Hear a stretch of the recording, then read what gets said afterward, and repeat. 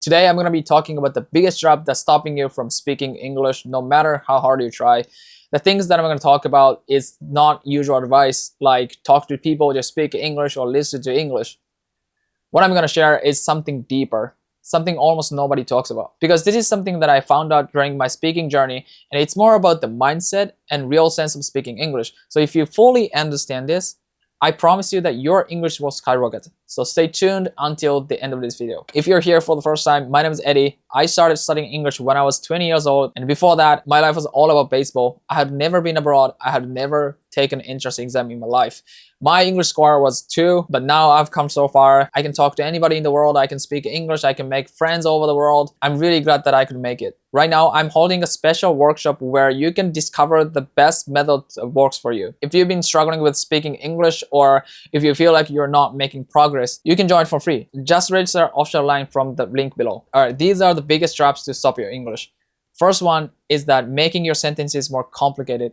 And second one is that misconception that you're using only simple words. And the third one is that not remembering it with chunks. Alright, so let's dive into the first one. The biggest mistake that many English learners make is unintentionally making their sentences more complicated. So I'm going to show you the example.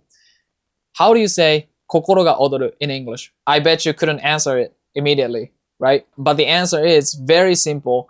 I'm excited. You can say I'm excited. It sounds very easy, right? English doesn't have as many expressions as Japanese have.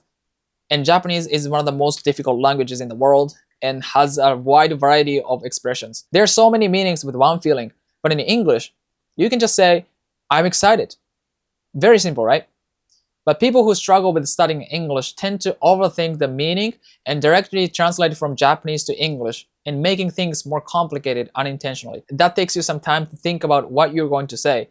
But people who speak English don't do this way. As you know, they have eigo no, so Japanese sentences don't appear in their head.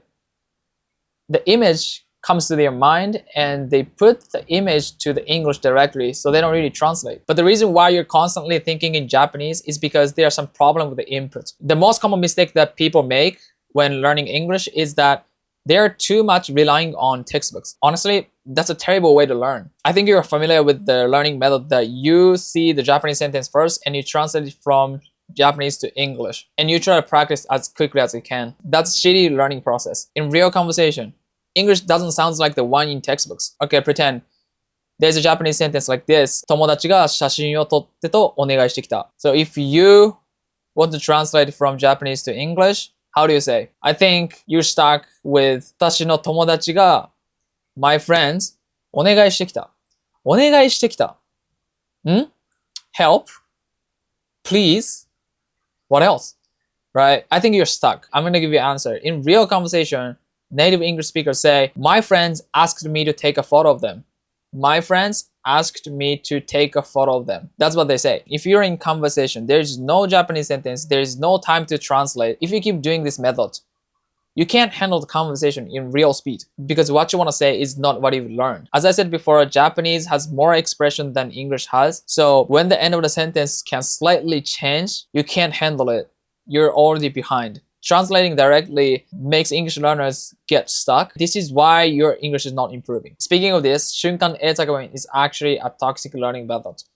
A lot of people say it's a very effective way to learn, but I don't agree with it. I've tried it many times by myself, but it only made my English worse.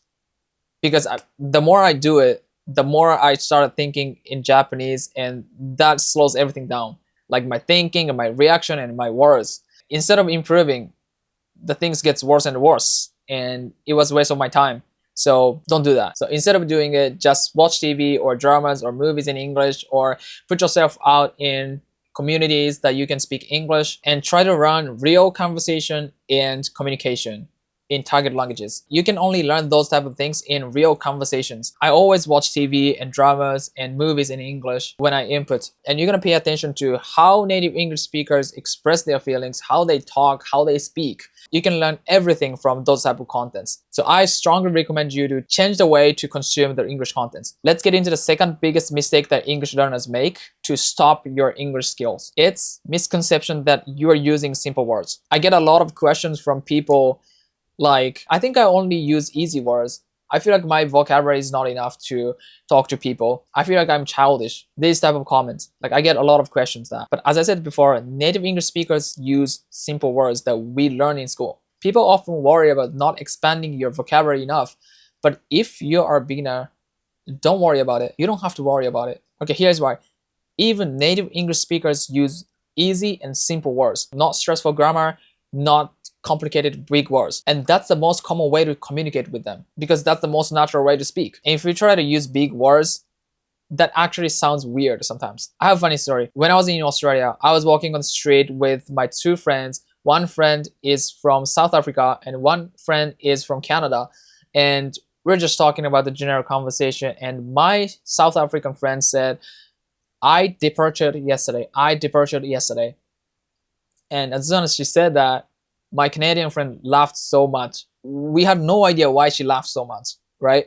But she said, like, nobody says I departure. Departure means very official. It's very formal. And just people say, I left yesterday. Leave.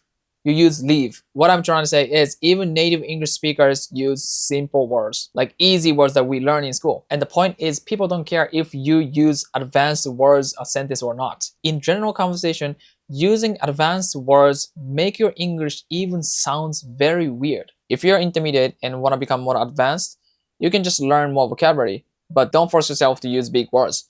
Because simple words always work the best. That's what natives actually use. There's another example that people make mistake. It's, you know, the word delicious. Many people often use delicious when they think that food is good. But the word delicious, native speakers don't use that word. They just say, it's good. It's so good. If it's so good, you can just say so good. It's so good. It's so good means delicious. This sounds a little weird for you because if you keep saying it's so good, it sounds like a childish, right?